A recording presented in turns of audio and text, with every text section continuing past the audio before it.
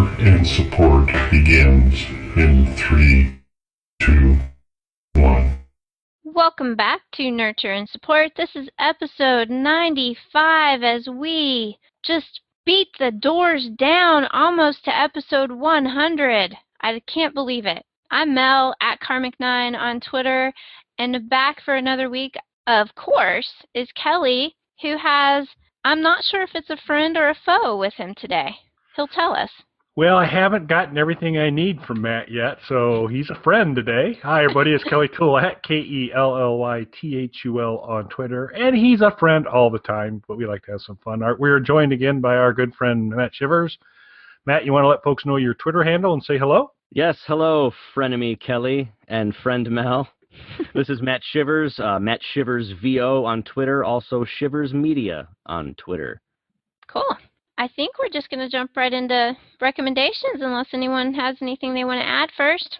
I would like to add that I really appreciate how nice Kelly has been to me these last handful of shows, which leads me to believe that you're going to be hearing some new stuff from me. That's just a guess. I think he probably wants something. So thanks, Kelly, for being nice to me. That's right. I'm a master of subtlety. That's what I'm all about. Absolutely. Well, on that uplifting note, my recommendation this week, I'm going to keep it pretty short because, as all of you have probably noticed, when I have a book recommendation that I just really love, I become incoherent with babbling fangirlness. So I can't help but fangirl over this particular book. So essentially, I'm just going to tell you about it in a little bit and just tell all of you to go read it, because it's an awesome book. It just recently came out on, let's see, I think in August 4th, by Orbit, and it is called The Fifth Season. It's the first book in a new trilogy called The Broken Earth by N.K. Jemisin. And I have heard her name for quite a while. She has a couple of other series out, but I am ashamed to say this is the first book of hers I've actually read, and I was pretty blown away by it. It's got a very interesting world going on. Technically it's a fantasy, but it deals with geology of all things. The magic that exists in this world is based off of geology. This world that they live on apparently has a lot of volcanic activity, and volcanoes will just erupt and cause massive blackouts and will almost completely wipe out life on this planet. And that is called the fifth season when that happens. There is a very long, thousands of years history. Basically, they've lost a lot of their history because so many people die out and revert back to very primitive living every time this happens. So, and depending on how bad the eruption is, we know from our knowledge of science that these sort of things can last for a few years or they can last for hundreds of years. So these fifth seasons, they've lost track of exactly how many there have been because civilizations rise and fall in the time this happens.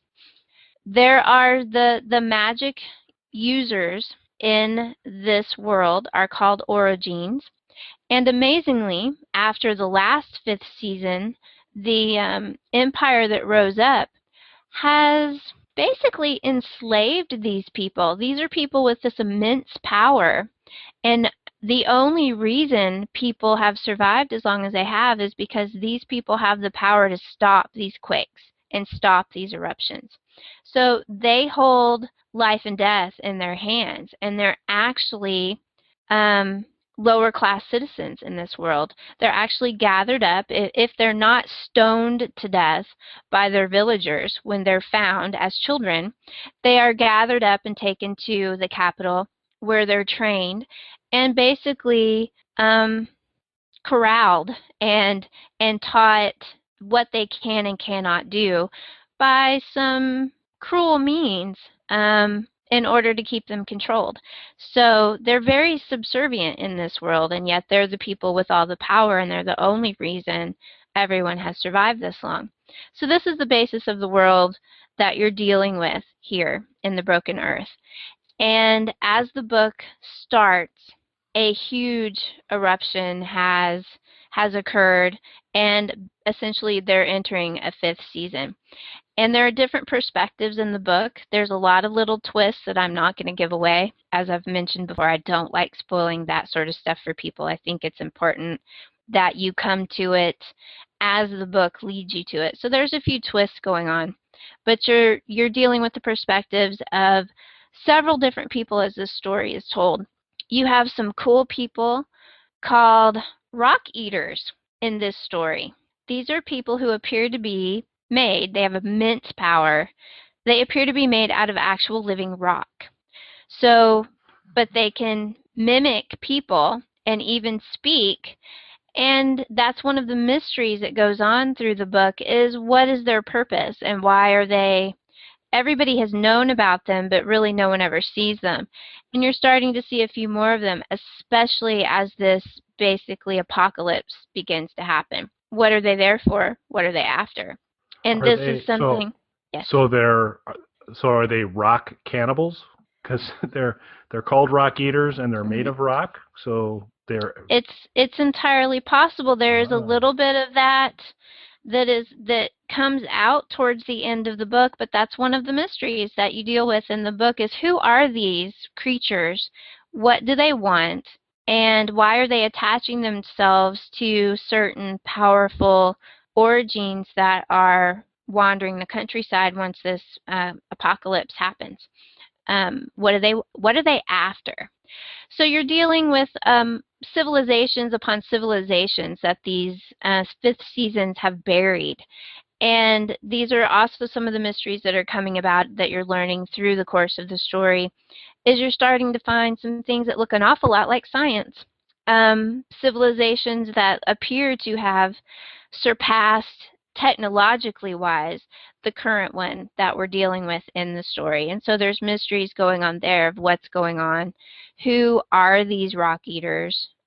Where did they come from? What are these devices that they're finding?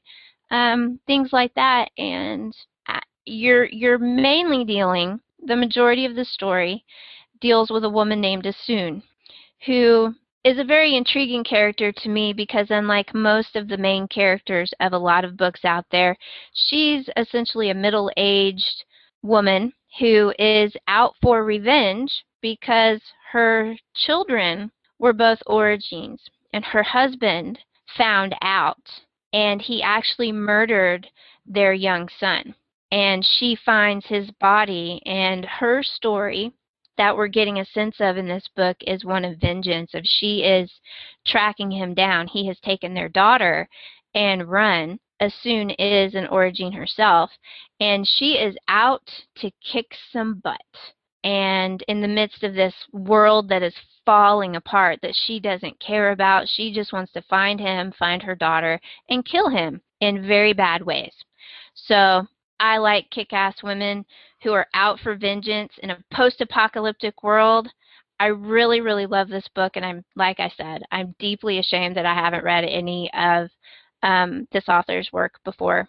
So this is a great book to start. It just came out, the 5th season, and it deals with magic based on geology and plate tectonics and things like that, which I think is totally cool. So check it out. I think y'all will like it. My explanations never do any of these books justice, so just take my word for it. You'll like it. Go read it. Are there rock lobsters? Not yet, but I wouldn't rule it out. Okay. Rock Hudson? No, I'm pretty sure he does not show up. The Rock? Dwayne The Rock Johnson? That would be cool if he did show up. The Scorpion King could make an appearance. I don't know. Wow, of all the films in Dwayne Johnson's repertoire, you go back to the Scorpion King. The worst CGI ever. Terrible. I know. Terrible. Ever. I like it more in which one of the ones was he in? Which one of the Mummy movies where he first appeared? The Scorpion King. Scorpion King was the first one. Well, but no, he showed up as the Scorpion King. It was the Mummy 2. Yes, and he was Electric in Boogaloo. one of the Mummy movies for just a brief moment, and then he got his own movie. Yep. Yeah. And it was terrible. Yeah. When he was, but I would agree with Mel that the Scorpion King itself was better, mostly because it didn't have that god-awful CGI that was at the end of Mummy 2. Yeah. So. It was pretty bad. Not to take anything away from your recommendation, though, Mel. Thank you very much. It does sound very awesome. It's cool. I loved it. I gave it 5 stars on Goodreads, y'all, so check it out. Right on. You're up, Tex. All right. Sounds good. My recommendation is The Forge Studios. This is a group of independent filmmakers on Twitter at The Forge Studios. Search for them on Facebook, The Forge Studios, specifically around a film that they created called The Rangers, A Shadow Rising. I saw this film when it screened at Gen Con in Indianapolis over the summer. It was very good. I enjoyed it a lot. I enjoyed hanging out with the creators of this film afterwards and sort of shooting the breeze and talking to them, getting to know them. They're really cool guys. So The Rangers, A Shadow Rising, it's a bit of an action-adventure fantasy, hopefully to become a series. And I'll give you a little taste of the description from their site. So, in this epic tale of good versus evil, Brander Noak, Wolf, and his band of elite rangers pick up the trail of mysterious events and begin to investigate.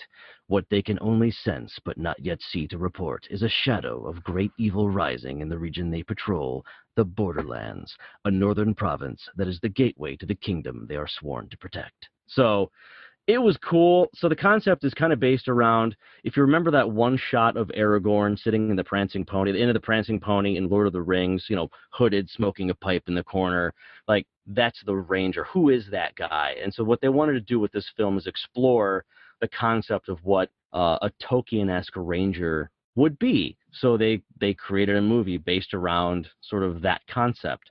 It was great action. It was an independent feature. There's a company called Medieval Collectibles. Let me try that again. Medieval Collectibles.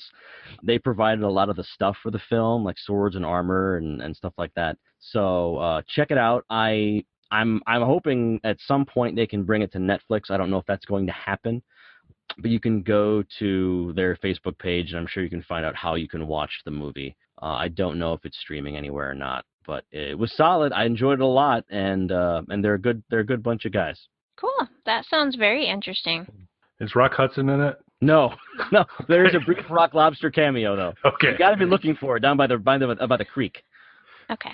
See, I just like to point out is I'm consistent. So like I ask, is there Rock Hudson in something consistently, as opposed to you, Matt, who seem to have a very wide opinion on forges, because you talk very positively about this forge. I did. Process. But when I recommended a very handy forge build at home, yeah, I seem to recall a tweet was like, looking forward to seeing you burn your hands off or something like that. No, I would say looking forward to, more predicting. And that doesn't take anything away from the actual DIY forge you found on YouTube. That's more of a direct reflection of what you and what kind of trouble you will probably get into. So I'm happy that you still have your hands. But I also think you may have gotten a little lazy with the forge. You were all gung-ho. You were ready to go do it and do the whole DIY backyard forge thing. And then I think it's whatever crap you've assembled to do that is probably sitting in the corner of your garage right now. No, I've had some bucket issues, so I'm working on it. But there's heard some that. bucket issues that I've got to work through. But it's gonna happen, and I'm gonna forge things, man. It's gonna be awesome. Eventually, you'll see. If that doesn't work out, I found you a welder made out of an old microwave. Oh, that sounds safe. Doesn't it, though? That sounds up the code. This microwave's not working really well anymore. Let me convert it into something it wasn't intended for. Right, now Kelly has no hands and he has radiation poisoning. That's fantastic. Yep. I thought it sounded good. All right, something to look forward to. All right, well, I will wrap up the recommendation part today with my recommendation, and this comes because, yes, as we've kind of announced in a couple different facets now, I am, after all the kicking and screaming and whining that I did about it, I am a member of Amazon Prime now, and hooray! It's pretty cool, I have to say. Wish someone had told me about it. But this part of the thing that finally pushed me over the edge was Sean Chick. Mel had kind of consistently told me about all the valuable things about it. Sean showed me a couple other things, and in addition, he pointed out that I could watch The Wire for free on as an Amazon Prime member, and I've been hearing many good things about The Wire, and so I have part of my Amazon Prime experience has been a lot of time watching The Wire lately. So that's my recommendation for the week. The Wire was a series that ran from 2002 to 2008. It's set in Philadelphia, and it's about kind of the drug trade and the police working to, they've kind of set a wire up to kind of capture some of the conversations going on to go after some big time players. It's gritty. The actors are all really strong. It's well written. It has been said to be, as much as anything produced can be, an accurate reflection of, hey, these are, we're not making this up for dramatic effect. This is kind of what this world is like. And it's a pretty scary world in a lot of places there, but it's a really kind of gripping and intriguing thing to see, and you kind of get into the political corruption, police corruption, what's kind of going on with all the different actors and players in the process of the drug deal, and it's just fascinating to watch. There's no real knight in shining armor on that show. There's a lot of really great flawed characters. Yeah, which is kind of like the world, So if you don't have, that's a great point, Matt, because you don't have just this kind of, everybody's got some strengths. Most everybody's got some strengths, and then has a kind of a key flaw or two. It creates some very interesting movie connection issues and television show connection issues, because a lot of these folks on there have appeared in other things, and so the main character, Dominic West. He played one of the palace guards in Phantom Menace. So one of the Naboo palace guards was Dominic West. So he's kept a career, because Star Wars was once upon, it was a long time ago in a galaxy far away. Dominic done sequentially was a Naboo guard, and then he became a Philadelphia narcotics agent, homicide agent. So that was good for him. Nice to see him staying in business. So I have to go back and see him in Phantom Menace, because I missed him originally. He's in a lot of stuff. Dominic West. He's been in a lot of stuff. The other one that really throws me is the character the gentleman that plays Avon Barksdale, who's kind of the main bad guy in there. He was also in Remember the Titans. They're bringing two football teams together, a white team and an African American team. And on the defense, there's this really great African-American defensive end, and then the white team, there's this really great linebacker. And they're the two that kind of slowly bond and respect each other and help pull the whole team together. But unfortunately, after he did all that good stuff, he became a major drug dealer in Philadelphia. So this was a disappointment to me. While Dominic kept good to his law enforcement roots, we had another guy turn into a very successful, but a drug dealer. And then it's the Walking Dead minor league. I mean, in terms of, there are tons of folks in there. We get Bob. Bob is in there as a major character, plays D'Angelo in The Wire. Chad Coleman plays a character called Cuddy. And there was a third one. Seth Gilliam, who, Father Gabriel, plays a much more likable guy, in my opinion, so far. It's kind of the anti-Father Gabriel. He's a police officer, but you see a lot of familiar faces from Walking Dead and other movies in there. So it's kind of cool to see these characters. It's really, it's dramatic. It's fun. They do cool things, like at the beginning of each episode, you get a quote. One of the characters is going to say the line that they say at the beginning of the show. That's kind of cool, and to do that. But I had heard nothing but good things about it, having it referred to in the same kind of class as a Breaking Bad and those types of things. It's got the darkness of Breaking Bad. It's got some nice moments of humor as well. There's some cute things and clever things that go on. But it's pretty fascinating television. And so I've really kind of enjoyed catching up on The Wire. And if you ever have, and anyone that I've talked to that's watched it's typically been a pretty big fan. So if you haven't found time, take some time and check out The Wire, because it's worth your watching. Yeah, that cast has a deep bench. Idris Elba shows up from 2002 to 2004 as Awesome. Stringer. Yeah, I mean, this entire cast is, you've definitely seen a lot of these people in other shows, and some of these folks are character actors. Some of these folks you'll get that, I know this person from, and then you like run to IMDb and have that aha moment. Oh yeah, he or she was in this, and this. Yeah, check it out. Yep. That's a solid recommendation. And amazingly, I needed Kelly to tell me that this was actually available on my Amazon Prime, because I've been wanting to watch The Wire too, but I've never gotten around to looking for it, and there it is on Prime all the time. Anytime you need those Prime tips, Mel, just I'll give come me a straight shout. to you, man. I'm here to help. From the early adopter. Good work. Yeah. Oh, so anybody have social media recommendations today? Yes. All right. Yes, I do. And Okay. as of about 10 hours ago from the recording of this show, Edward Snowden is on Twitter, @Snowden. The first and only person he followed was the NSA. Yeah, and I followed thought that him, was but he didn't follow me hilarious. back. Right, now that's probably not going to happen. I don't think you want him to follow you back. I think I don't know. big I don't picture. know. I don't. No, I'm sure I'm already on the list just by following him. So what the hell? I'm pretty Yeah, sure I've I'd probably say- been on the list. But I would say it's probably depending on how you feel about him. That's fairly momentous, I think, to have this guy who you've only really seen in interviews is now doing the Twitter thing. He's got his voice is out there in the social ether now. And how's that going to play? And who's going to interact with him? Neil deGrasse Tyson's already been interviewing on Twitter, a couple of posts, and that was very interesting. Yeah, I saw a little bit of that earlier today. And trying to lock him into saying, and Pluto's not a planet too, right? Because I I need you know. backing me on this.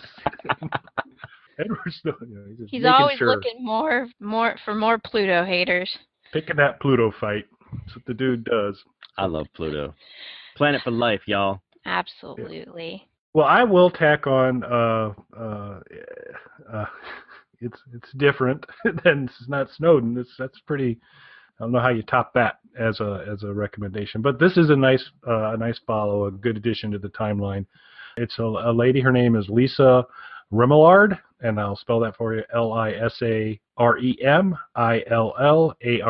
Lisa Remillard. She's a newscaster. Formerly was in Las Vegas as a newscaster. Has now moved out to San Diego. Just she's pretty active on Twitter. Very interactive on Twitter. And kind of ends up getting in some kind of cool situations or catching some good things. Again, not Snowden level interaction, but if you want a picture of Philip Rivers of the Chargers looking stupid, she's the one for it. She'll get it for you. That's her most recent one. Is we got Philip Rivers making a face at Jerry Jones, and so I know these names are not particularly helpful for you, Mel, but think. I do know who Jerry Jones is. Yes. So Philip given Rivers his proximity. Yes. Yeah, he probably could get you Wi-Fi. You ought to maybe drop him a line. Yeah. You can probably see that stadium from where you are. Not quite, At thankfully. least the glow. Yeah, the glow. I don't see a night sky anymore. It's sad. Don't see the Jumbotron. Yeah, if you find a way to hook a Chromecast up to the Jumbotron, and you just use that as your monitor. You don't need... Yeah, I'll play me some Dragon Age Inquisition on there. That'd be very cool. But I'd recommend Lisa. She's fun. She's nice. She comes across some interesting things as they've kind of bring in the different things for the newscast. That she'll get some little celebrity stuff here and there and news, and seems like a smart, fun lady. So I'll recommend her. Cool. And I'll throw in one basically from my recommendation today. As I've mentioned before, I follow a whole lot of authors on Twitter, and I follow N.K. Jemisin on Twitter and have for a while, and I find her Twitter feed to be really very informative. She's got a lot of social commentary going on, a lot of science stuff going on. She's an educator. She talks about stuff like that. She's funny. She's snarky. She's a good follow on Twitter. Her Twitter handle is @NK Jemisin, and her last name is spelled Jemisin. So read her book and check her out on Twitter. I don't think you'll be disappointed. So I think that wraps up our show this week. We're going to turn it over to Matt, who is going to tell all of you how to contact us and send us your recommendation and your comments. And maybe if you send us some mail, Kelly will check the email one day. Maybe. You never know. Probably not. Probably not. Not right now. But we'll be back next week, and we'll let you know. Thanks for listening, everybody. Bye. You can contact us on our website, nurtureandsupport.net, or email us at nurtandsupp@gmail.com. That's NURTANDSUPP@gmail.com, or tweet us at nurtandsupp on Twitter. You can also catch Nurture and Support on YouTube. Just search Nurture and Support or Kelly Toole. Nurturing and supporting Targeted.